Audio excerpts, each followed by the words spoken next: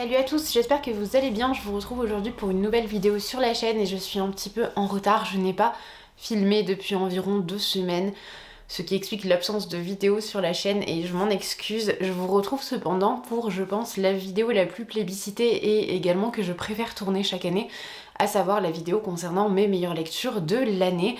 Et sachez que la sélection est assez conséquente. J'ai essayé de faire de mon mieux pour minimiser un petit peu le nombre de titres dont je souhaitais vous parler, mais la sélection a été vraiment très complexe. Donc je me suis permise de privilégier un tournage en 2 temps, à savoir que aujourd'hui je vous présenterai toutes mes lectures romans favorites et dans un second temps sur une autre vidéo je vous présenterai mes lectures graphiques préférées. Je vais attraper les titres comme ils viennent, donc ils ne seront absolument pas classés par ordre de préférence ou par chronologie de lecture.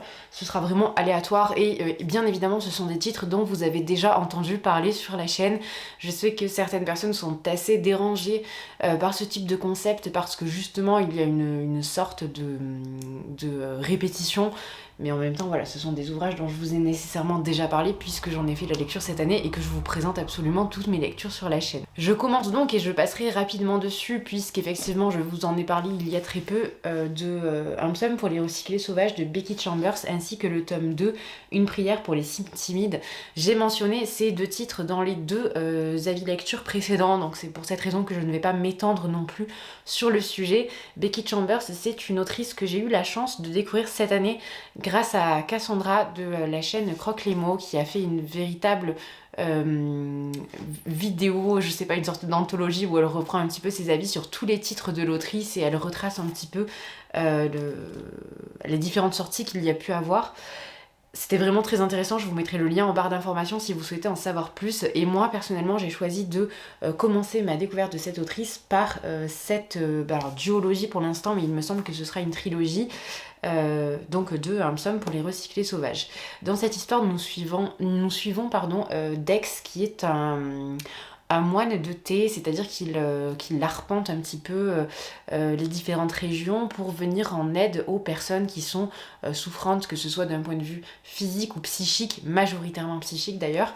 Il va être à l'écoute, il va faire en sorte d'offrir un moment privilégié aux personnes qui viennent le rencontrer et qui sont dans un état de détresse. En partageant donc une tasse de thé avec eux, thé conçu bien évidemment selon le besoin de la personne, donc avec des plantes un petit peu spécifiques. Il y a vraiment un rapport à la nature qui est très important et très chargé chez les moines de thé. Et un jour, Dex va sortir un petit peu, enfin va souhaiter un petit peu sortir des sentiers battus et va s'essayer à l'exploration un petit peu des forêts et c'est là qu'il va rencontrer Omphale, un robot. Les robots ne fréquentent plus les humains depuis des siècles et des siècles. Les humains en sont même à penser qu'il s'agit d'une sorte de mythe bien plus que d'une réalité. Mais lorsque Dex rencontre Omphale, voilà, il se rend à l'évidence que bien évidemment les robots ont existé et que l'histoire commune qu'ils peuvent avoir avec eux est non seulement chargée d'énormément de choses positives comme négatives, mais aussi que les robots comme les hommes ont beaucoup à apprendre les uns des autres. Et Omphale vient avec une question bien spécifique qui est la question de savoir de quoi les humains ont réellement besoin. Question donc très complexe puisque une multitude de réponses s'offrent, sont possibles et tout aussi légitimes les unes que les autres. Donc voilà, il y a un petit peu de philosophie aussi. C'est surtout des ouvrages qui sont très inclusifs au sens où... alors déjà voilà, vous avez donc l'ouvrage est écrit sous forme inclusive, ce qui était au début assez déroutant pour moi parce que ce n'est absolument pas le genre de choses que je lis habituellement. Il y a toute une question aussi toute une interrogation autour de la question du genre, mais pas dans le sens strict. Je vais reprendre mon propos pour qu'il soit plus clair et cohérent. À mon avis, il y a plus cette question de idéologique et utopiste de l'abolition du genre. C'est plus dans cette mesure-là, j'ai pas l'impression qu'on est sur quelque chose qui veut absolument parler du fait que le genre n'a pas d'importance, mais il n'y a pas de négation, je pense, du fait que le genre participe très largement de la construction sociale et identitaire. Il y a plus cette volonté de montrer que dans un monde idéal, en tout cas, cette ségrégation qu'il existe entre les genres n'auraient pas forcément sa place, et ça c'était intéressant. C'est l'utopie qui est comprise dans ce sens-là qui est intéressante, et pas je sais pas comment dire, le traitement basique qu'on pourrait avoir de la question de la tolérance, qui est vraiment une absurdité parfois. Voilà, là c'est beaucoup plus intelligent, beaucoup plus subtil à mon avis. Après, je n'ai pas lu les autres ouvrages de Becky Chambers, donc à voir comment ce sera traité, puisque c'est une thématique qui revient fréquemment chez l'autrice. Mais ici, en tout cas, ça ne m'a pas dérangé. Je trouve que les choix qui ont été faits sont même très judicieux et encore une fois ont une grande portée philosophique, notamment sur donc cette question de genre que je mentionnais, mais les questions un petit peu des émotions, des sentiments, de notre rapport à la nature. Bref, il y a tout un tas de choses qui sont très intéressantes, et ouais, je vous encourage vivement à lire ces titres qui m'ont accompagnée sur cette fin d'année, qui m'ont fait énormément de bien quand j'ai pu en avoir besoin, et que je suis très contente d'avoir découvert. Je continue avec une autre saga dont je vous ai parlé il y a peu, Le Sorceleur d'Andrzej Sapkowski, alors je le prononce toujours aussi bien. Donc c'est publié chez Brajlon. Personnellement, j'ai fait la lecture des tomes 1, 2, 3 en cette fin d'année. Il me semble avoir commencé la lecture de ces titres-là en octobre, et pour tout vous dire, depuis j'ai eu beaucoup de mal à sortir de cet univers-là, parce que je le trouve très dense, très intéressant. Je le trouve très intelligent aussi. J'aime beaucoup le personnage de Geralt, qui a un côté certes battant, courageux, donc cette espèce de cliché un petit peu du personnage masculin dans un récit de fantasy, mais qui est surtout profondément humain, toujours rejeté par les autres de par sa particularité et le fait qu'il soit sorceleur, que c'est quelque chose qui se voit dès le premier regard, et qui est perçu par les autres très souvent comme une forme de malédiction, ou comme quelque chose de mauvais augure. Donc Geralt est très souvent confronté à l'incompréhension, à la négation de son existence, de ses goûts, bref, enfin, tout un tas de choses. Donc tout ça c'est très intéressant. Les 2 premiers tomes vont être plus présentés sous le format de petites aventures, presque des nouvelles je dirais, qui toujours suivent les aventures de Geralt, mais à des époques un petit peu différentes, et l'auteur ne s'encombre pas à ce moment-là de faire une chronologie quelle qu'elle soit au niveau de ces aventures-là, ce qui n'est absolument pas dérangeant. C'est aussi une très très bonne façon de se familiariser avec l'univers de The Witcher, qui est véritablement foisonnant.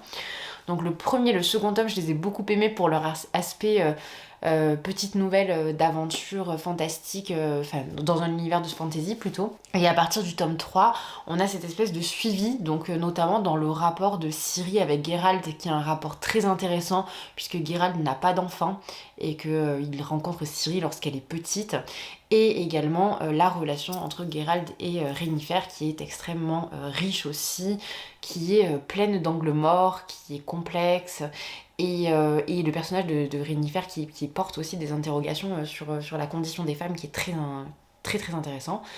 Donc voilà, pour toutes ces raisons-là, Le Sorceleur, j'ai adoré. Ce qui m'a majoritairement plu, c'est l'univers de fantasy, que je trouve encore une fois très étoffé, mais vous ne serez pas en reste si vous vous dirigez vers ce type de titre pour une question, je dirais, un peu plus intellectuelle, un peu moins dans la question de l'évasion. Sachez que vous y trouverez votre compte aussi, puisque les propos qui sont tenus, ce qu'incarnent les personnages, est véritablement très fort et universel. Donc vraiment The Witcher, Le Sorceleur, je vous invite à tous les découvrir parce qu'ils sont géniaux, ils se lisent extrêmement facilement, c'est aussi quelque chose de très positif je pense, si vous voulez vous initier à la fantasy. Je pense que c'est une alternative qui est sympathique de par ce format de nouvelles dans les 2 premiers tomes, mais aussi parce que lorsque vous rentrez dans le 3e tome,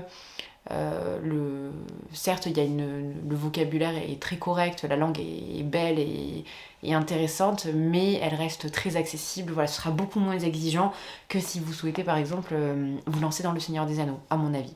Je change radicalement de genre, mais je vous parle encore d'un ouvrage que j'ai lu en cette fin d'année. Il s'agit de Mon mari de Maud Ventura, qui est paru chez les éditions, c'est chez Iconoclast. Voilà, donc ce titre, il a donc reçu le prix du premier roman.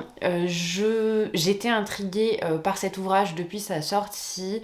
C'est la couverture qui m'avait parlé, parce que finalement sur les réseaux j'ai vu assez peu de retours, et je dois reconnaître que lorsqu'il y en avait, je ne sais pas pourquoi je ne me suis pas forcément dirigée vers la lecture de ces derniers. Donc c'est pour le coup rare que ça arrive, mais je me suis dirigée spontanément vers ce titre, et qu'est-ce que j'ai bien fait, voilà. Donc je ne l'ai pas acheté la première fois que je l'ai vu, c'était il y a quelques mois, et je n'avais pas cédé. Je m'étais dit que c'était pas le moment, d'autant que je lisais assez peu à ce moment-là. Et puis est arrivé un jour, donc début décembre je crois, ou fin novembre. Je me rends donc à Gilbert Joseph et je vois ce livre d'occasion, donc je me dis bon bah parfait, justement c'est l'occasion de me lancer. Et je l'ai lu en une journée.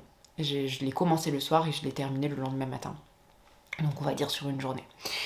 Ce livre, il est incroyable. Il est incroyable par sa simplicité, parce que en termes de langue, on n'est pas sur quelque chose de nécessairement très exigeant, bien que ce soit tout de même très agréable, très construit, très dense aussi, comme je vous le disais pour The Witcher.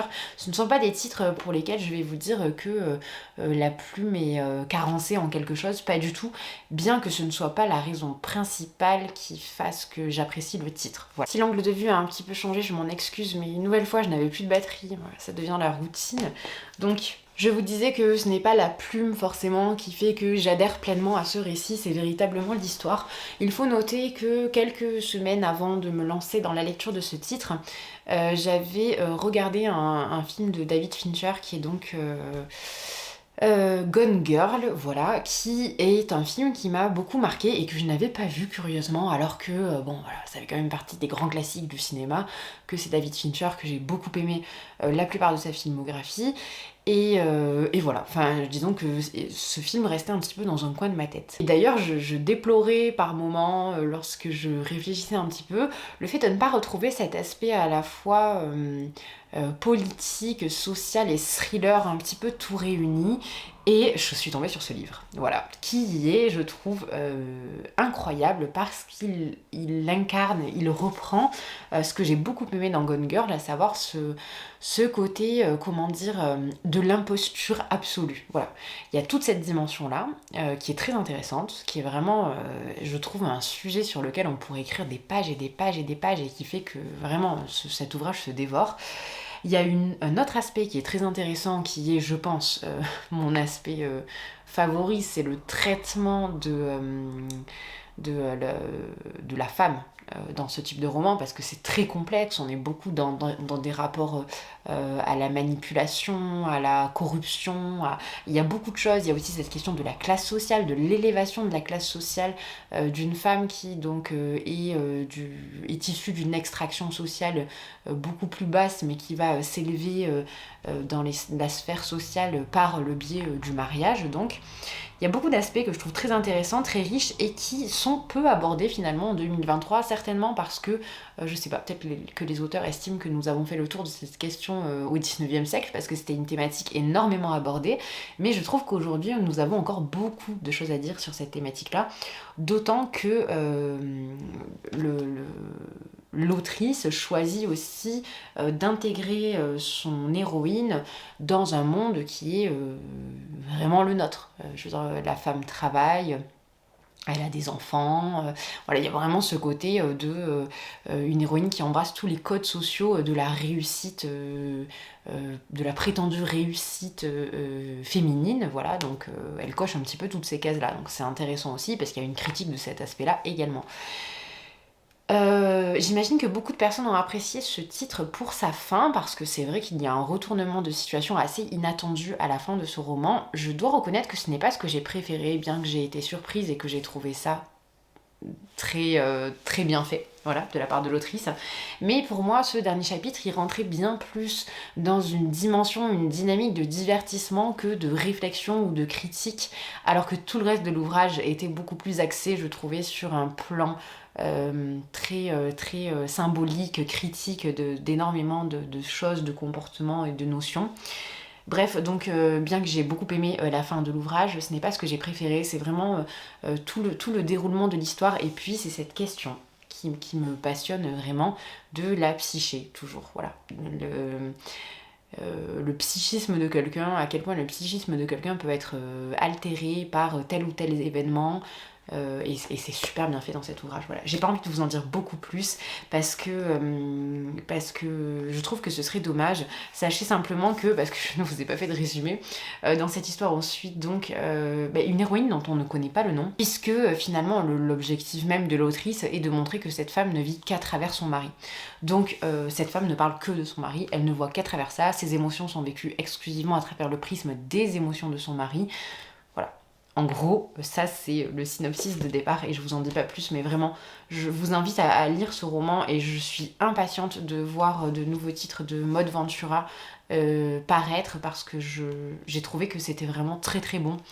Et je pense que pour un premier roman, c'est impressionnant. Vraiment, lisez-le, je vous le recommande mais vraiment sans aucune mise en garde ou quoi que ce soit, je vous le recommande aveuglément.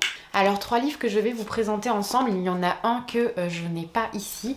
Je vais commencer par La Muette de Chador Javan, ensuite je poursuivrai avec un autre titre qui est de la poésie iranienne, mais je vous expliquerai ensuite un petit peu mieux pourquoi. Donc La Muette de Chador Javan, c'est un ouvrage qui est très bref, je vous montre un petit peu comment il se présente. Tous les titres de Chador Javan que j'ai pu lire m'ont vraiment fait quelque chose. La Muette donc n'échappe pas à la règle. Je le mets dans mes meilleures lectures de 2023, mais c'est un petit peu... Là vous allez voir qu'il y a quand même certains auteurs que je vous présente, c'est intemporel. Je vais vous parler de Dostoïevski après par exemple. Certes, c'est mes meilleures lectures 2023, mais je pense que ça va beaucoup plus loin que ça en fait. Et bon, c'est ce qui arrive très souvent avec les ouvrages de Chador Javan aussi, parce que ça m'amène à des réflexions, à des considérations qui vont beaucoup plus loin que ce que le font d'autres lectures que j'apprécie également, mais qui ne vont pas m'apporter la même chose.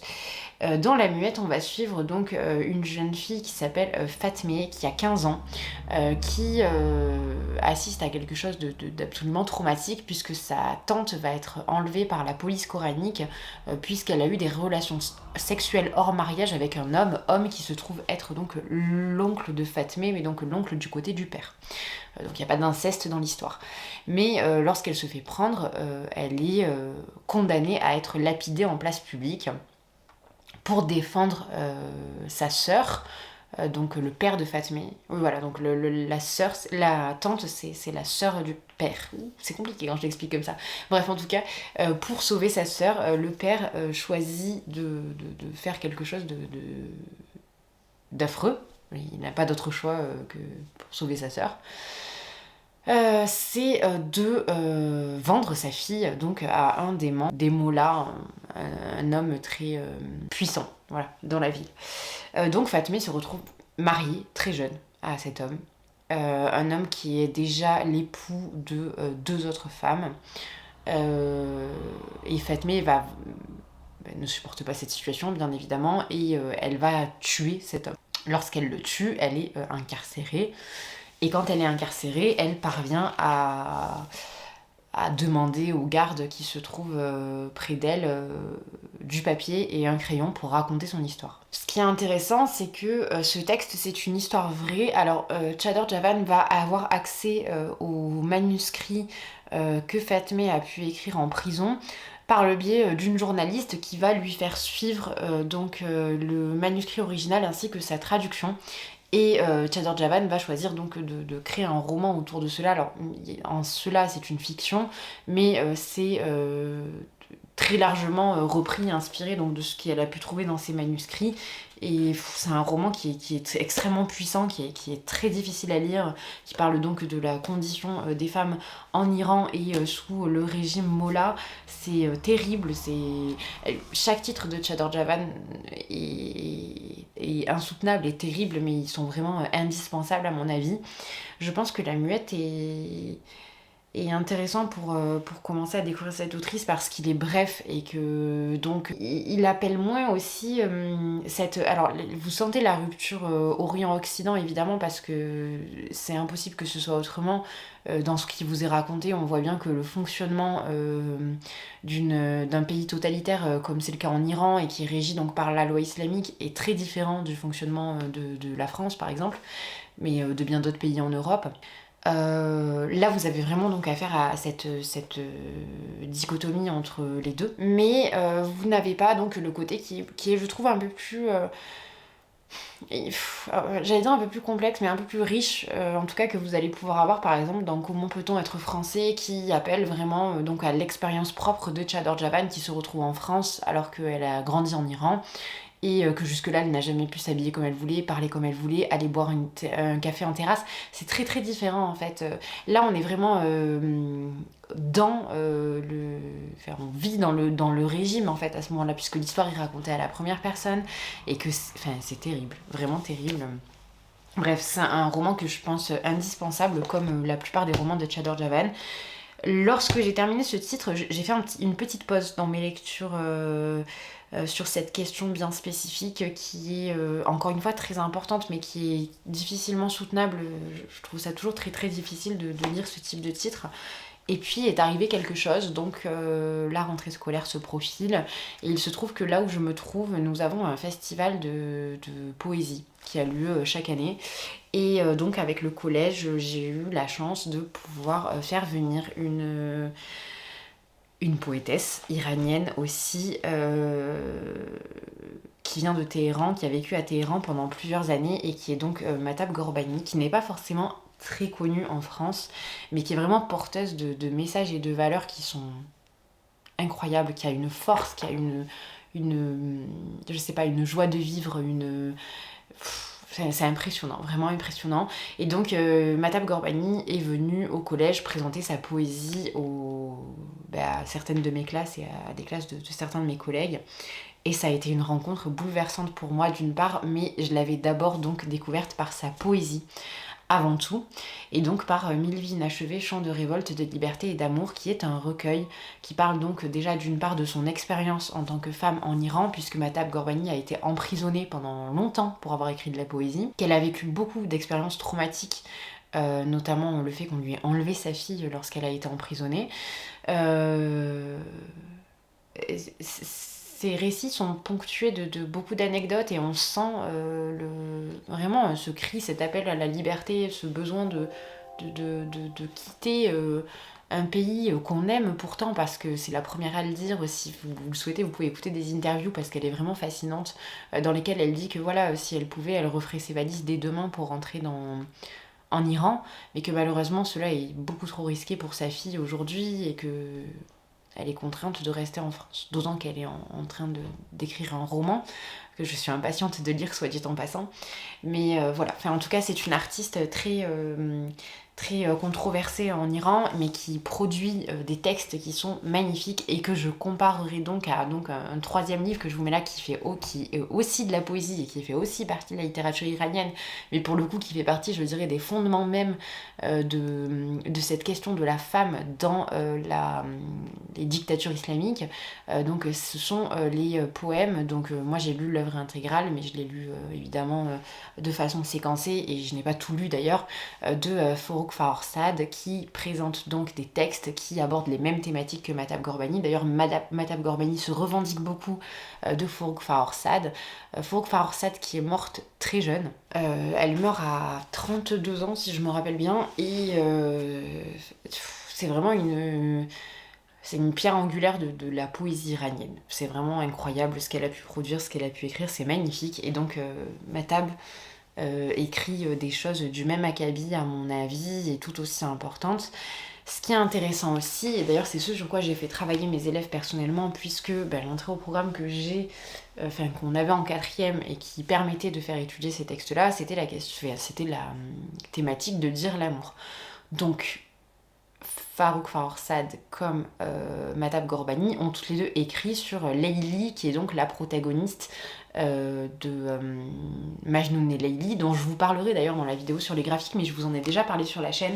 Donc ce sont les chants d'outre-tombe, donc de Majnoun et Layli, cette histoire d'amour perse qui met en scène donc deux personnages, Majnoun et Layli, qui sont follement amoureux, Et c'est une histoire d'amour impossible, voilà. Mais ça fait partie des textes fondateurs de la littérature arabe. C'est vraiment d'une densité, d'une complexité, d'une beauté rare, mais vraiment indescriptible. C'est sublime. Je me ferai vraiment un plaisir de vous en parler lorsque je vous présenterai mes lectures favoris en matière de graphique, parce que les illustrations qui ont été proposées par la maison d'édition, donc sur ce travail sur Majnoun et Layli, sont formidables aussi. Bref, en tout cas, j'ai eu l'occasion de parler donc 3 fois de la figure de Layli de façon complètement différente, puisque par exemple chez Forough Farrokhzad, on va beaucoup parler de la liberté d'aimer et de la liberté de la sexualité des femmes, par exemple avec la figure de Layli. Chez Matab, on va être plus sur, je dirais, la dimension de la liberté. Et donc dans Majnoun et Layli, on est dans la dimension beaucoup plus traditionnelle, traditionnaliste. En tout cas, c'est formidable. Je vous invite vraiment à lire ces autrices qui sont malheureusement peu traduites. C'est assez compliqué de trouver leur travail distribué directement en librairie. En tout cas, vous pouvez bien évidemment commander sur des sites spécialisés, quels qu'ils soient. Mais vraiment, lisez ces autrices si vous en avez l'occasion, parce que ce qu'elles font est formidable et que moi, ça m'a bouleversée, ça a complètement changé ma façon de lire la poésie aussi, parce que je me suis tout de même beaucoup contentée de lire de la poésie anglo-saxonne, allemande ou française, mais je suis finalement assez peu sortie de cette zone très connue. Et depuis que je le fais, alors je le fais quand même depuis un petit moment maintenant, puisque c'est vraiment comme je vous en parlais, Chador Javan qui m'a ouvert à cette littérature là. Je prends énormément de plaisir à le faire, et surtout je me rends compte qu'il y a des choses incroyables et des choses qu'on ne pourrait pas écrire ici, parce que ce ne sont pas, on écrit aussi avec nos expériences, avec la façon dont on est perçu dans la société, avec nos droits, nos devoirs, avec toute la charge sociale qu'on peut avoir, bref, toute cette totalité là, c'est ce qui fait que pour moi ces récits sont fous. Et Mahtab Gorbani a cette force en plus de se nourrir de son expérience, donc de ses mois et ses mois d'emprisonnement, de sa séparation avec sa fille, de son divorce, de sa venue en France, de tout un tas de choses qui sont... Et puis il y a des anecdotes qui sont présentes sur internet, que vous pouvez trouver un petit peu partout aussi, hein. Mais de choses qui pour moi voilà m'ont profondément heurtée. Par exemple, lorsque Mahtab Gorbani raconte qu'elle est dénoncée pour la première fois sur le fait qu'elle écrive de la poésie par son professeur, donc une femme qui lui enseigne, je sais pas. Il y a tout un tas de choses en fait comme ça qui font vraiment réfléchir et voir les choses autrement. Donc c'est pour cette raison que je vous invite vraiment à découvrir ces autrices, et je passe à la suite parce que je vous ai énormément parlé. Je pense que vous vous doutiez que vous le trouveriez ici, et je vous l'ai mentionné juste avant. J'ai choisi seulement 4 titres de Dostoïevski parce qu'il fallait faire une sélection. Je vais commencer par Le rêve d'un homme ridicule, parce que alors déjà c'est l'ouvrage le plus bref de Dostoïevski, me semble-t-il. Il fait exactement 58 pages. Alors je le dis systématiquement, mais c'est toujours la traduction de André Markovitz, et c'est publié chez les éditions Babel, donc la collection poche de chez Actes Sud. Le rêve d'un homme ridicule, c'est un petit texte assez philosophique dans lequel nous avons un homme qui va faire un songe, voilà, qui est au bord du suicide, au bord du gouffre, mais qui va s'endormir et rêver donc d'une civilisation, d'un peuple qui fonctionne radicalement différent de ce que lui voit jusque-là et qu'il trouve absolument insoutenable dans son quotidien. Et c'est trop bien, voilà. Je vais pas beaucoup plus épiloguer parce que c'est extrêmement court et que je vous en ai déjà parlé sur la chaîne, mais c'est un petit texte philosophique, assez politique aussi, je dirais, qui est très beau et qui est, je trouve, porteur voilà, du fait qu'en 58 pages, Dostoïevski peut faire vraiment des merveilles. Il est incroyable ce titre. Je poursuis avec... Alors, je n'ai pas pris Les pauvres gens. Je vais le rajouter juste après. Je poursuis avec Les nuits blanches, qui est, je pense, l'ouvrage que j'ai préféré lire en termes de facilité de lecture, de divertissement, bref, pour tout l'aspect, je dirais beaucoup plus lecture au sens premier du terme, sans la partie analytique, bien qu'elle soit extrêmement riche aussi et qu'il y ait une possibilité de faire énormément de choses autour de ce titre. Les nuits blanches, c'est un magnifique texte où nous suivons donc un jeune homme qui est solitaire, romanesque, qui a un côté mystérieux, qui arpente les rues de Pétersbourg et qui va tomber donc sur un pont, sur une femme qui est là et qui attend, et qui petit à petit va rentrer en contact avec elle, lui parler au travers donc de diverses nuits à Saint-Pétersbourg, d'où le titre Les Nuits Blanches. Et donc cette femme, Nastanka, elle attend le retour de l'homme qu'elle aime, et cet homme ne revient pas. Elle va demander donc au protagoniste masculin que nous suivons de lui promettre de ne pas tomber amoureux puisque elle, son cœur est déjà pris, mais malheureusement il va se laisser aller à ses sentiments et les choses vont devenir un petit peu plus compliquées, mais c'est vraiment c'est magnifique. C'est un très très beau texte. C'est un très beau texte qui montre à quel point Dostoïevski est fort pour parler de l'humanité et des sentiments humains, donc vraiment une merveille. Ensuite, donc Les pauvres gens que je vais aller chercher tout de suite. Il y en aura donc finalement 5. Les pauvres gens, c'est un roman épistolaire. Il s'agit du premier roman de Dostoïevski. Et alors, il est déjà... Dostoïevski est accompli dès son premier ouvrage, puisque d'ailleurs c'est celui que je vous invite à découvrir en premier. Très sincèrement, là vous allez retrouver toutes les thématiques de Dostoïevski, la thématique de la solitude, du froid à Saint-Pétersbourg, de la pauvreté, de la chute lente dans la folie, de la fierté aussi, de la volonté de réussir socialement et de ne pas se sentir comme quelqu'un d'en marge, mais bien plus d'ancré dans la société russe. Vous allez découvrir aussi toutes ces thématiques de l'amour, de l'amitié, la puissance des émotions qu'on peut ressentir pour les gens, l'altruisme, l'empathie. Bon, alors c'est très sombre parce que tous les textes de Dostoïevski ont cette veine extrêmement obscure, mais à la différence, je vous l'ai déjà dit, de beaucoup d'auteurs, notamment Balzac, qui je trouve, et Zola souvent aussi, qui ont tendance à ne faire aucune concession. Dostoïevski en fait beaucoup, et c'est en ça que je pense qu'il y a une forme d'optimisme chez Dostoïevski qu'on ne trouve pas forcément chez Zola et chez Balzac. Et c'est agréable aussi parce que même si ces personnages meurent de froid, meurent de faim, que les choses sont horribles, l'humanité triomphe toujours dans le sens où voilà, il y a cette espèce de morale chrétienne qui prime surtout, donc cette morale de charité, d'écoute, d'empathie, parce que la plupart des personnages de Dostoïevski ont toujours voilà, cette volonté de rester fidèles aux gens qu'ils aiment et aux gens à qui ils se sont donnés, ils se sont promis. C'est vraiment très beau, il y a ce crédit, cette valeur donnée à la parole humaine, c'est très très beau. Et dans Les pauvres gens, c'est extrêmement bien illustré, d'autant que, encore une fois, nous sommes dans un roman épistolaire, donc nous avons vraiment accès à l'intériorité des deux personnages principaux. C'est magnifique et vraiment, lisez ce titre, il est incroyable. Je vais terminer par Les carnets du sous-sol. Je vous parle d'abord de l'Éternel Marie très rapidement, que je vous conseille aussi très largement parce qu'il reprend beaucoup de choses des pauvres gens, c'est une certitude, mais rajoutez à cela le fait que vous avez aussi la dimension, je dirais, qui fait que voilà, on vous retourne subitement la tête, chose qu'il n'y a pas dans Les pauvres gens. Dans Les pauvres gens, vous n'avez pas cette impression que subitement, cette impression d'une chute dans le récit. Ici, vous l'avez. En revanche, j'ai été beaucoup moins attachée au personnage et à l'intrigue en tant que telle, donc ce n'est pas pour les mêmes raisons. Je vais dire que les ressorts narratifs de l'Éternel Marie m'ont plus plu parce qu'on sent qu'il y a un aboutissement dans la plume et dans le travail de Dostoïevski. Mais au niveau de l'histoire, j'ai très largement préféré Les pauvres gens, au niveau de l'histoire comme des personnages d'ailleurs.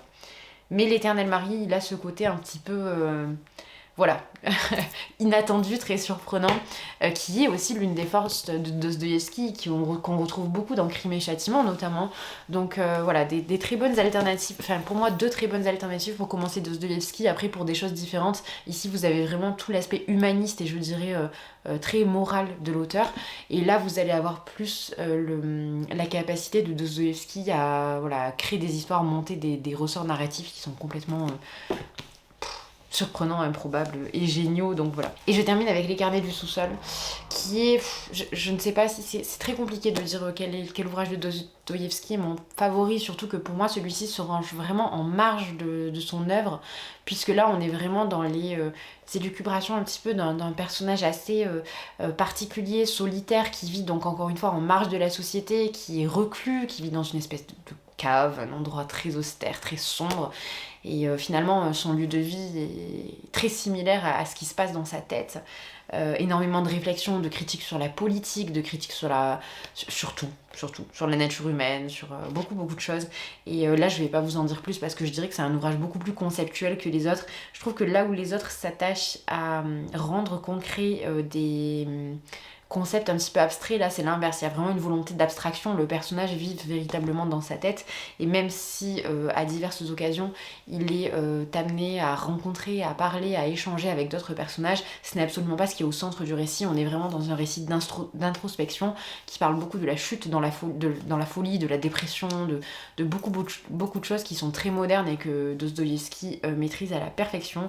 Donc vraiment voilà, lisez Dostoïevski, je vous le dis à chaque fois, je sais pas comment mieux vous le dire. Je vais passer à des lectures qui vont aller beaucoup plus vite. Mémoire de la forêt de Michael Brun-Arnaud, alors je vous en ai parlé il y a peu, c'est un ouvrage jeunesse que j'ai beaucoup apprécié. Vous allez me dire, on est vraiment en rupture avec ce que je vous ai présenté avant. Vous avez parfaitement raison. Donc les illustrations sont très très jolies, donc ce sont des illustrations de Sanoé, qui est une illustratrice très très talentueuse que je vous invite à suivre sur les réseaux, notamment parce qu'elle partage beaucoup d'illustrations en rapport avec la nature et que c'est toujours très doudou, voilà, à la différence de beaucoup de choses que je vous ai présentées jusque là. Et dans cette histoire on va donc suivre Archibald de Renard qui tient une librairie qui lui vient de son père. Dans cette librairie se trouve un ouvrage bien spécifique que Ferdinand Top va venir chercher puisque la mémoire lui échappe et qu'il a besoin de retrouver, de relire ce livre qu'il a écrit pour se replonger dans ses souvenirs et retrouver la mémoire parce qu'il a perdu sa femme. Perdue au sens strict, elle a disparu, il ne sait plus où elle est. Sauf que Archibald Renard, se rend compte que la veille, il a vendu un ouvrage dont il n'a pas noté le titre et que très certainement cet ouvrage est l'ouvrage de son camarade Ferdinand Top. Commence donc une grande aventure dans laquelle les deux amis vont tout faire pour retrouver ce livre-là, mais aussi pour rendre la mémoire à Archibald Top. Voilà. C'est un récit jeunesse, vous en avez je pense déjà entendu parler parce que c'est quand même un ouvrage qui fait beaucoup parler de lui sur les réseaux. C'est un petit bonbon, mais pas dans le sens... Alors c'est un petit bonbon dans le sens où c'est très bien écrit, c'est écrit de façon très jeunesse. Pour moi ça me fait vraiment penser aux ouvrages que je lisais quand j'étais petite. Il y a une exigence dans la plume, les illustrations sont sublimes une nouvelle fois. En plus c'est l'école des loisirs, donc on retrouve vraiment cette mise en page très caractéristique de la maison d'édition, je trouve. Et en fait, ce qui est très fort, ce sont les thématiques abordées. Ce sont des ouvrages que... Alors là, je vais lire le tome 2, mais des retours que j'en ai vus, les gens sont assez unanimes. Les émotions que vous pouvez ressentir à la lecture sont très très riches parce que là, par exemple, vous suivez un personnage qui souffre de l'équivalent de la maladie d'Alzheimer et c'est vraiment très très dur. D'ailleurs, je pense que pour un enfant, une lecture un petit peu assistée peut être intéressante parce que les enfants vont certainement des questions parce qu'il y a quand même beaucoup de choses que ça soulève, les failles de la mémoire, la disparition un petit peu d'une partie de ce que nous sommes. Déjà je pense que c'est assez inquiétant mais que ça interroge aussi beaucoup un lectorat jeune donc voilà, il est superbe, le tome 3 aussi est réputé pour faire pleurer donc je suis impatiente de les lire mais en même temps voilà, j'ai un petit peu cette crainte donc d'avoir le même état d'esprit que celui que j'ai eu à la sortie de ce livre-là, c'est que c'est tellement émouvant et puis ça fait écho à beaucoup de choses. Voilà. Plus vous vieillissez et plus ça fait écho à des choses que vous avez pu vivre, que vos proches ont pu vivre, donc nécessairement c'est touchant. C'est vraiment un très très bel ouvrage que je vous recommande à 100%, voilà, parce qu'il est magnifique. Je continue avec un titre dont je vous ai parlé il y a peu, donc pareil, je vais passer assez vite dessus. Et dans nos cœurs, un incendie d'Elodie Chan qui est publié chez les éditions Sarbacane.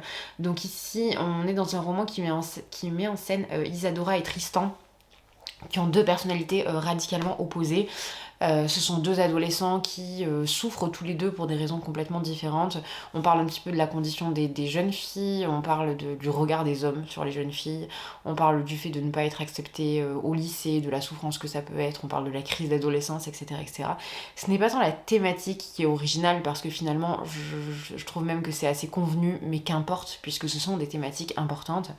Ce qui est incroyable dans ce roman, c'est la plume d'Elodie Chan. Moi, j'ai complètement adhéré. Je la trouve riche, je la trouve forte, je la trouve puissante. Pour moi, elle a vraiment... elle s'inscrit un petit peu dans la lignée d'Arnaud Catherine ou de Joanne Richoux. Elle écrit extrêmement bien. C'est très très beau. C'est très rythmé.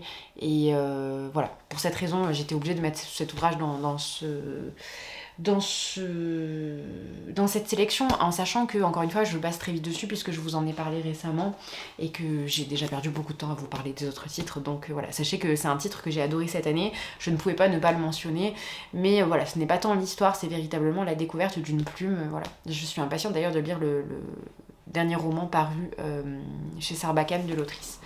Ensuite, donc, pour continuer dans la même lignée, Sillage de Joanne Richoux, donc le roman de Joanne qui est paru cette année, je crois que c'était en janvier, chez les éditions PKJ, qui est un ouvrage réécriture du parfum. Donc là, on va retrouver des thématiques chères à Joanne, comme toujours, avec beaucoup de descriptions très sensorielles, avec énormément de passages, je dirais, qui sont assez mystiques finalement. Cette question aussi de la jeune fille qui se découvre, qui découvre les sentiments amoureux, etc., etc. Et toujours avec une plume divine, parfaite, poétique, fluide, très belle. Donc voilà, nécessairement, Sillage fait partie de cette sélection. C'est un ouvrage young adulte. Qui est voilà, enfin qui encore une fois voilà, se range dans cette lignée d'Arnaud Catherine, etc., etc., des auteurs que j'apprécie énormément, qui font pour moi des ouvrages qui certes sont publiés en young adulte, mais qui peuvent être lus par n'importe qui et qui seront touchants pour n'importe qui. D'autant que avec Joanne, on a à peu près le même âge, donc quand je la lis, je me revois moi adolescente. Il y a beaucoup de choses qui font écho, que ce soit dans le style vestimentaire des personnages, dans les odeurs qu'ils sentent, dans ce qu'ils peuvent manger, la façon dont ils peuvent se comporter, le rapport qu'ils ont à la ville, à l'école, aux adultes, etc., etc. Et franchement, pour ça, c'est génial. C'est vraiment enfin, c'est un super livre, de par aussi l'aspect réécriture, hein, qui est très bien exploité, qui est intéressant, etc., etc. Mais bon, pour moi, c'est toujours le fait que voilà, c'est porté par la plume de Joanne, donc c'est beau, tout simplement. J'ai pas vraiment d'autres mots, en fait, c'est beau. Parfois, les expériences littéraires se limitent aussi à ça. Il y a cette transcendance de l'esthétique et du style qui nous plaît, qui nous parle et qui fait que de toute façon, le moment de lecture qu'on est en train de passer devient non pas seulement un divertissement, mais un véritable, je sais pas, petite chose qu'on savoure. Voilà. Le dernier ouvrage young adulte dont je vous parle, après je repasserai sur des classiques, il s'agit de Pallas de Marine Carteron. Ah pardon, il m'en manque un dont je vous parlerai juste après, pardon, parce qu'il ne faut pas que j'oublie. Donc Pallas dans le ventre de Troie, c'est une histoire qui se passe donc avant la guerre de Troie. On est très exactement 56 années avant la guerre de Troie. Et donc on a donc... En gros, ce roman prétend un petit peu lever le voile sur ce qui a entraîné la guerre de Troie. Alors c'est très intéressant parce que du coup on est beaucoup du point de vue féminin, puisqu'on parle de Pallas, on parle d'Athéna, on parle de jeunes princesses troyennes, etc., etc. Donc il y a tout cet aspect-là qui est très intéressant. Et alors là c'est pareil, l'histoire est très bien. La réécriture mythologique est très intéressante. Il y a un parti pris aussi de donner la parole à Pallas, qui est une statue qui est bloquée à Troie et qu'Athéna fait tout pour récupérer. Donc il y a cette dimension-là. Il y a la dimension aussi de l'amour féminin, qui est très belle, vraiment très très belle. Mais surtout, c'est la plume de Marine Carteron, qui est incroyable, qui porte ce récit avec brio, qui en fait quelque chose d'exceptionnel, parce qu'aujourd'hui, les réécritures mythologiques foisonnent, on voit que ça dans les rayons. Donc c'est à la fois bien et pas bien, parce qu'il y a des choses qui sont pas terribles, mais là c'est très très bien maîtrisé, c'est bien réussi, il y a beaucoup de recherches qui ont été faites, il y a un côté historique aussi, il y a une volonté de mener une enquête véritablement, donc c'est super, enfin, c'est vraiment un très très bon livre. C'est publié chez les éditions Rouergue, et ça aussi c'est un gros plus je trouve, donc une maison d'édition qui n'est pas forcément toujours mise en avant sur les réseaux sociaux, qui propose des textes de qualité aussi. Voilà, Pallas, c'était vraiment une franche réussite pour moi. Je vais très rapidement me procurer le tome 2 et j'avais adoré. Si vous souhaitez en faire la lecture audio parce que vous ne voulez pas vous le procurer immédiatement, sachez que la version audio est disponible sur Nextory. Le dernier livre dont je voulais vous parler en matière de young adulte, c'est Rouge de Pascaline Nolo. C'était impossible pour moi de ne pas en parler. D'ailleurs là, je crois que je l'ai laissé à l'école malheureusement, donc je ne peux pas vous le présenter, mais je vous mettrai une photo par là. C'est une réécriture du Petit Chaperon Rouge, c'est publié chez Gulfstream dans la collection Électrogène. C'est ma découverte de Pascaline Nolot, je ne la connaissais pas jusque-là. L'exigence de sa plume est absolument remarquable. Elle propose un travail qui est encore une fois très riche, très dense, et qui est donc basé sur cette idée de réécriture, mais qui s'en émancipe aussi. On est vraiment dans un récit très franc, très frontal sur la question du viol, des persécutions des femmes à travers l'histoire, aussi la question des femmes qui sont rejetées pour leur menstruation. Il y a tout ça en fait, c'est très dense. Il y a aussi la question en arrière-plan, je dirais, de l'interdiction des femmes de vieillir dans nos sociétés. Bref, il y a tout un tas de questions comme ça qui sont soulevées et qui sont prises donc dans le prisme, dans le code du conte, et c'est fait avec brio, avec un talent que je ne peux que souligner, que j'ai adoré. Je me suis d'ailleurs très rapidement derrière procurer un autre titre de l'autrice, mais vraiment voilà, si vous souhaitez découvrir du young adulte, et encore une fois parce que je sais tout ce qu'on peut dire sur ce genre, enfin sur ce genre entre gros guillemets, puisqu'encore une fois sur cette littérature dédiée à une tranche d'âge bien spécifique, mais sachez qu'il y a véritablement des pépites, des choses qui sont extrêmement bien écrites, bien mieux écrites que ce que je peux fréquenter parfois en littérature blanche. Enfin voilà, pour moi, il y a des noms maintenant qui deviennent un petit peu incontournables. Je pense que Pascaline Nolot fait partie de ces noms-là aujourd'hui, même si voilà, je n'ai lu que ce roman-là, mais il a été tellement important pour moi cette année, tellement fort, tellement bien écrit, intelligent, etc., etc., que vraiment, foncez. Si vous souhaitez découvrir un titre abordant de telles thématiques et en même temps découvrir ce genre-là, Rouge sera absolument parfait. Je vais essayer de me dépêcher un petit peu, je suis vraiment désolée, la vidéo va être extrêmement longue. Le Père Goriot de Balzac, alors encore une fois, changement de registre radical, mais je pense qu'après il ne restera que des classiques de toute façon. Il en reste quelques-uns, mais oui, il n'y a que des classiques, je crois. Le Père Goriot. Le Père Goriot, j'ai mis du temps à lire cet ouvrage, mais si vous saviez, du temps, beaucoup de temps, alors que dès le départ, je trouvais ça incroyable. Mais il y avait quelque chose qui me freinait, qui me faisait peur aussi. Il y avait beaucoup de choses qui m'effrayaient chez Balzac, et surtout dans un livre aussi conséquent. D'ailleurs, entre-temps, j'ai lu plusieurs Balzac, et en laissant celui-ci de côté, donc notamment Eugénie Grandet, que j'ai personnellement beaucoup aimé, bien que je ne le mette pas dans cette sélection. Le Père Goriot, c'est incroyable. Alors, je ne sais pas si je peux vous faire un résumé rapide, mais ce qui est fou, c'est la capacité de Balzac à insérer ses personnages dans une société définie, à créer un cadre, à créer des relations entre eux, etc., etc. Enfin, c'est vraiment ça qui est très fort, le côté politique, le côté psychologique, etc., etc. En gros, dans cette histoire, nous suivons donc le Père Goriot qui vit dans une pension qui est donc la pension Vauquer. Dans cette pension, il va rencontrer le jeune Rastignac, qui est un jeune homme qui souhaite plus que tout réussir socialement, qui est même prêt à faire endetter sa famille pour parvenir à ses fins. Bref, quelqu'un de très carriériste et qui veut véritablement réussir. Le Père Goriot, il sacrifie tout ce qu'il a pour ses filles qui elles donc appartiennent à des castes, des classes sociales bien plus élevées que la sienne, puisque lui a tout sacrifié pour elles, pour qu'elles puissent donc s'élever socialement. Et c'est l'histoire voilà, des sacrifices de ce père, des différences aussi de moyens entre les protagonistes. Donc il y a vraiment cette question de l'argent, cette question des classes sociales, encore une fois, cette question de la politique. C'est extrêmement dense, c'est très très beau. J'avais prévu de lire Les Illusions perdues juste après, comme d'habitude, je me suis retrouvée à lire autre chose. Mais le Père Goriot, vraiment incroyable. Et de toute façon, tout le monde me l'avait toujours dit. Je trouvais ça assez dommage de ne pas en avoir fait la lecture, et d'ailleurs je trouve ça surprenant que ce soit arrivé si tard dans ma vie de lectrice, le fait de terminer le Père Goriot en sachant que j'ai quand même beaucoup lu Zola notamment, et que je n'aurais pas dû être si effrayée par les caractéristiques des romans balzaciens. Mais c'est vrai que voilà, c'est très impressionnant. Balzac, c'est très impressionnant. Et mais voilà, moi j'ai commencé par La Peau de chagrin, donc je vous assure que c'est beaucoup plus accessible que La Peau de chagrin, et aussi que vous allez retrouver finalement ce côté beaucoup plus romanesque que dans La Peau de chagrin, qui est finalement très très contemplatif, très basé sur la philosophie, les analyses des personnages, etc., etc. Ici c'est le cas aussi, mais vous avez des personnages qui sont vraiment dans l'action. Les filles du Père Goriot, elles sont vraiment dans l'action, Rastignac est vraiment dans l'action, en fait tout le monde a des choses à faire, des choses à penser, et donc le récit est très dynamique. Dans La peau de chagrin, vous êtes beaucoup plus, encore une fois, dans quelque chose de contemplatif, ce qui est très différent. Je trouve que c'est une bonne alternative pour commencer.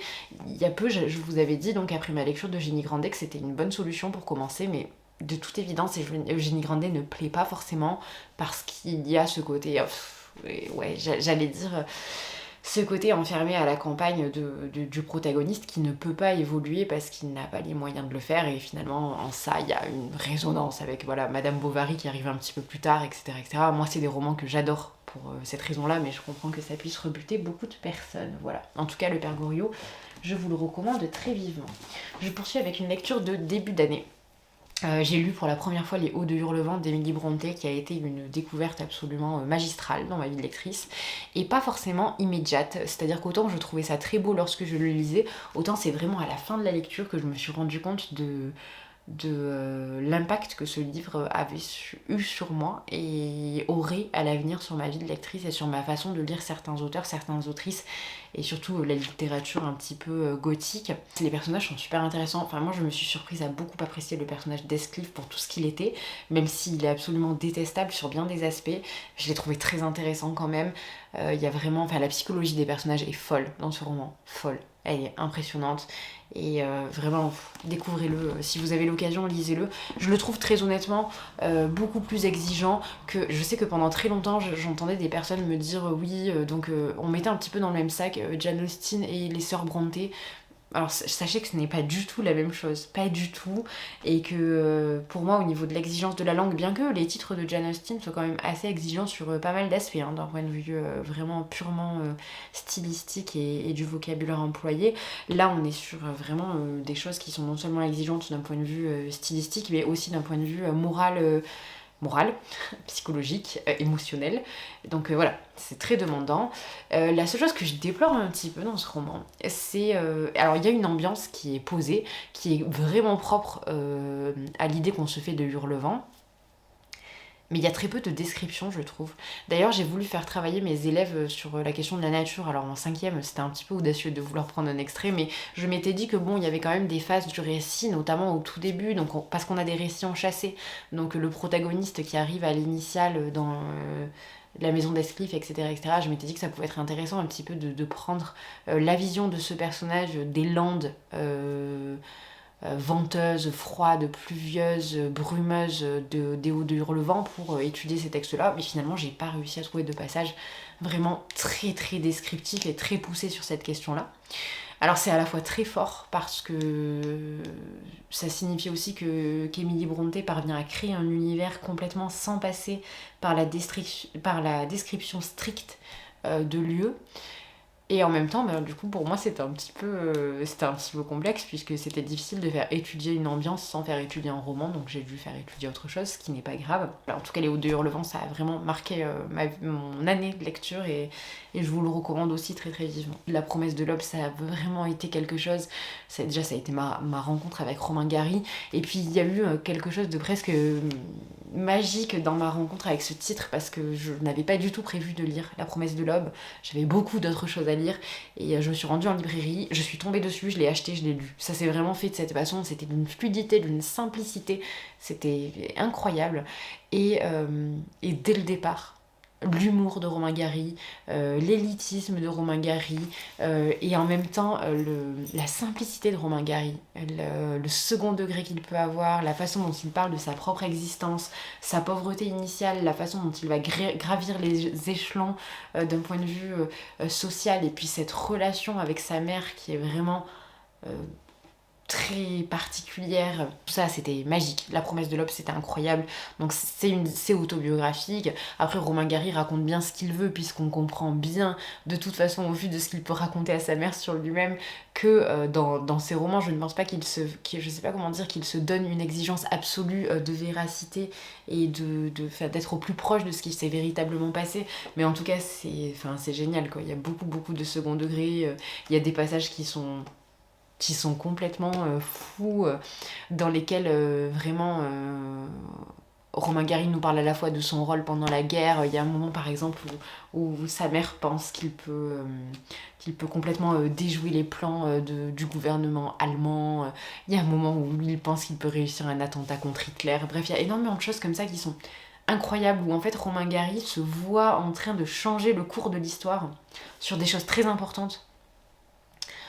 Et où finalement il fait preuve de beaucoup d'autodérision en se rendant compte qu'il ne peut pas le faire d'une part, et que ce sont tout petits éléments qui l'empêchent de devenir qui il devrait être en fait selon lui et selon sa mère. Bref, c'est brillant, vraiment brillant. D'ailleurs je vais continuer ma découverte de Romain Gary. J'ai plusieurs de ces livres dans ma palle. J'ai Gros câlin et j'ai La vie devant soi, et je pense que j'apprécierai toujours autant parce que c'est incroyable, que c'est incroyablement bien écrit, que c'est drôle, que c'est touchant, que enfin, c'est fou. Moi je trouve ça fou.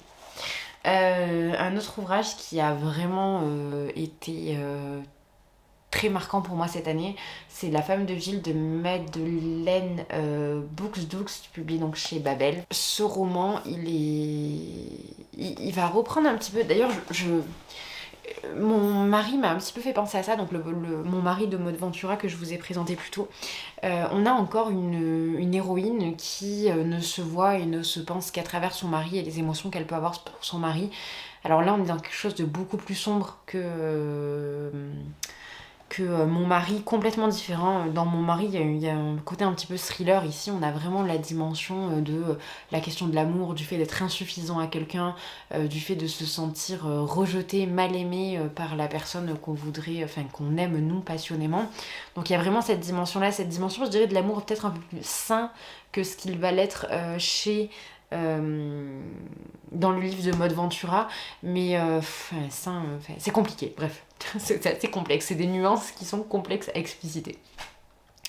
Ce qui est fort dans ce roman, c'est véritablement que le personnage d'Elisa est rongé par l'idée, le fait de devoir et vouloir rendre son mari heureux, absolument, quoi qu'il arrive, quoi qu'il en coûte et quoi que ça puisse lui faire ressentir. C'est un roman qui est très simple parce qu'il ne se passe finalement pas grand-chose, mais par contre c'est d'une densité au niveau des descriptions des sentiments d'Elisa qui vraiment passent par des états mentaux, psychiques, émotionnels qui sont vraiment très rudes pour le lecteur. Elle fait preuve d'une abnégation incroyable elle soutient son mari, quoi qu'il fasse, quoi qu'il en coûte, quoi que ça puisse impliquer pour elle. Et on parle de la passion, de l'irrationalité de la passion, c'est vraiment la thématique du roman, hein.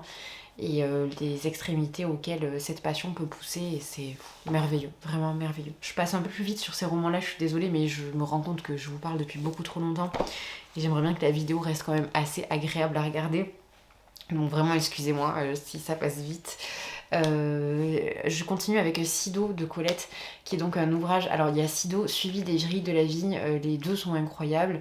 Moi personnellement c'est Sido qui fait que ce roman se trouve dans ce top de l'année un petit peu. Sido, c'est Colette qui parle de sa maman, de son jardin, de sa maison, de l'amour que sa maman peut avoir pour la nature, de l'amour que Colette elle-même a pour la nature, et c'est merveilleux, magnifique, superbement écrit. Je vais pas vous en dire beaucoup plus parce que en réalité, encore une fois, il ne se passe pas non plus énormément de choses. Alors certes, on parle du rapport mère-fille qui est très intéressant d'ailleurs entre Sido et Colette, mais on est beaucoup plus axé sur la dimension descriptive de la nature des jardins, du lien un peu mystique qu'il peut y avoir entre la femme et la nature, entre Sido et la nature. Et pour tout ça, c'était magnifique. Un très très beau roman de Colette. Après, tout ce que j'ai lu de Colette, j'ai véritablement adoré. Mais c'est vrai que voilà, Sido m'a particulièrement touchée cette année. Je continue avec Le fusil de chasse de Yasushi Inoue, qui est un petit roman qui fait 88 pages et qui est un roman épistolaire. Donc on suit un homme qui va recevoir 3 lettres, donc de 3 femmes différentes. Et en fait, au fil de la lecture de ces 3 lettres, on se rend compte qu'il y a un drame, une tragédie qui s'est jouée entre les différents protagonistes, et que l'homme en question est au centre finalement des interrogations, des sentiments, des émotions et tout de ces femmes.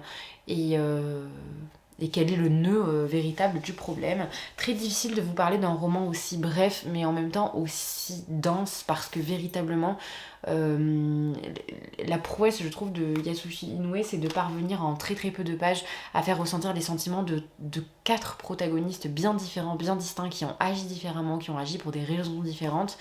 Et c'est très très fort, très beau. Encore une fois, voilà, vraiment un roman que je vous recommande 1000 fois et qui est compliqué à expliquer parce qu'encore une fois, il est très très bref. Il y a vraiment une économie de moyens qui est folle. Il parvient à garder simplement l'essentiel pour faire à la fois comprendre au lecteur les enjeux, les sentiments des personnages, ce que ça peut impliquer, etc. etc. Et c'est brillant. Et avec ces différentes lettres, on a cette thématique qui est très récurrente dans la littérature, mais qui est traitée avec brio du couple un petit peu maudit, de la relation un petit peu maudite, de l'homme qui en aime une autre, bref. À l'image un petit peu de ce qui peut se passer dans La femme de Gilles ou dans certains titres dont j'ai pu vous parler avant, là, que j'ai peut-être moins détaillé. Mais voilà, c'est une appropriation très intéressante et très riche de cette thématique. Il me reste 2 ouvrages à vous présenter. Thérèse et Isabelle de Violette Leduc. C'est ma découverte de Violette Leduc. Cette autrice, je m'y suis intéressée grâce à une vidéo de Digli qui est sortie il y a un petit moment maintenant, puisque ça fait un petit moment que Digli ne fait pas de vidéo. Et elle avait parlé de ce titre dans ses meilleures lectures de l'année 2022 peut-être, ou 2021. Et j'ai adoré ce titre, qui est un titre très très sensuel, qui va donc parler de la sexualité et de l'attrait naissant entre 2 jeunes filles, donc Thérèse et Isabelle, qui vivent dans un pensionnat. Et on va donc suivre cette relation qui est très très passionnelle, qui est très vive, qui est parfois violente, qui est assez incompréhensible pour ces 2 jeunes filles, et l'impact que ça va avoir sur leur vie, sur leur construction, etc. etc. Et on est dans quelque chose encore une fois de très très très sensoriel. On a des descriptions qui sont tout de même très explicites, mais c'est un roman qui est d'une poésie, d'une richesse, qui est très métaphorique, enfin qui use beaucoup de métaphores, qui n'est pas métaphorique mais qui use de beaucoup de métaphores, de beaucoup de figures de style, qui est très élégant, divinement écrit, qui donne nécessairement envie de se pencher beaucoup plus sur la bibliographie de Violette Leduc, ce que je ferai donc avec plaisir. On parle de la liberté des jeunes filles d'aimer, de découvrir leur sexualité comme elles le veulent, comme elles le souhaitent, avec qui elles le souhaitent. Donc il y a vraiment cette question de l'émancipation aussi des femmes, et c'est vraiment très beau. Donc voilà, vraiment, je vous le recommande aussi très vivement. De toute façon, je vous recommande tous les ouvrages qui sont dans cette vidéo. Et je termine avec La confusion des sentiments de Stefan Zweig, que j'ai lu cette année. Alors je crois que c'était en début d'année, il me semble, celui-ci. J'en ai lu plusieurs, donc c'est compliqué. Dont un dont je vous parlerai dans les lectures graphiques, puisque je l'ai lu en version illustrée. Enfin, j'ai lu le texte intégral, mais avec des illustrations en plus. La confusion des sentiments, c'est l'histoire d'un professeur qui va se souvenir un petit peu de ses années étudiantes, où il a rencontré un homme qui a radicalement changé sa vie, qui était également enseignant, et il avait véritablement créé une relation très particulière avec lui. Bon, alors d'où le titre, hein, vous allez me dire, La confusion des sentiments. On a vraiment tout. De toute façon, vous avez qu'à voir juste au niveau des annotations. On a vraiment toute la subtilité, toute la force, toute l'intelligence de Zweig dans ce titre, la beauté de la plume, il y a vraiment tout. Tout y est, il est parfait. Enfin, je pense que c'est un des plus beaux titres que j'ai pu lire de Zweig. Tout ce que fait Zweig est formidable de toute façon. Tout ce que fait Zweig est abouti, intéressant. Que ce soit ses essais littéraires, que ce soit ses romans, que ce soit tout ce que fait Zweig. Ses biographies, tout est intéressant. Et ici, c'est la complexité des sentiments entre 2 hommes. C'est un roman qui est controversé un petit peu parce qu'il paraît en 1927, je crois, si je me souviens bien. Et que donc c'est une thématique un petit peu sulfureuse. Et c'est ce qui a fait aussi le succès de ce titre, puisque dès sa sortie, il a été unanimement encensé, ce qui est très peu étonnant compte tenu de sa qualité. C'est un ouvrage que j'ai adoré et que je vous recommande aussi. Et maintenant, je vais m'arrêter de parler. J'espère que les derniers titres ont été suffisamment clairs et bien présentés, parce que je suis à plus d'1 heure de tournage, donc j'espère que la vidéo va pouvoir se réduire un petit peu. En tout cas, je suis ravie de vous avoir retrouvé pour cette vidéo, qui est certainement ma préférée à tourner chaque année, qui est la plus longue aussi, qui est très demandante, parce que je dois aller récupérer un petit peu tout ce que j'ai lu, faire un point sur ce qui a véritablement transcendé ma vie de lectrice, etc. etc. Mais c'est un plaisir de la tourner. J'adore ça, j'espère qu'elle vous a plu, que ça vous a donné des idées de lecture.